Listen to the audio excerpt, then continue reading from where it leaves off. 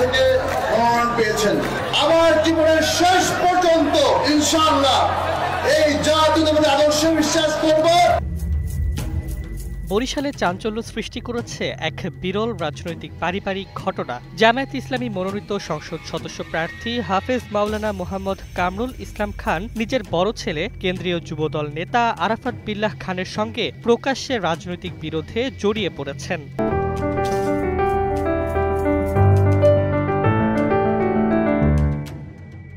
সম্প্রতি এক জনসভায় আরাফাত বিল্লাহ বিএনপি মনোনীত প্রার্থীর পক্ষে প্রকাশ্যে বক্তব্য দেন এবং ধানের শীষ প্রতীকে ভোট চাওয়ার আহ্বান জানান।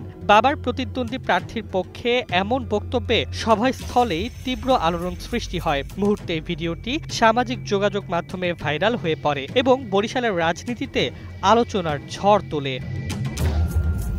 ঘটনার পর রবিবার ফেসবুকে এক পোস্টে প্রতিক্রিয়া জানিয়ে কামরুল ইসলাম খান লেখেন, আমার বড় ছেলে আরাফাতকে শিবির করানোর চেষ্টা করেছি, ব্যর্থ হয়েছি। আমি একজন ব্যর্থ পিতা। আজ থেকে তার সঙ্গে সব সম্পর্ক ছিন্ন করলাম। তবে কিছু সময় পর তিনি পোস্টটি মুছে ফেলেন।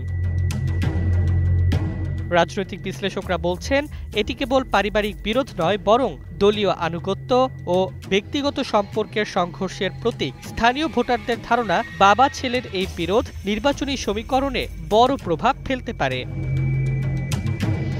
জামায়াতে ইসলামী ও বিএনপি উভয় শিবিরই ঘটনাটির পর সতর্ক অবস্থান নিয়েছে, কারণ এই প্রকাশ্য বিভাজন স্থানীয় রাজনীতিতে নতুন মাত্রা যোগ করেছে।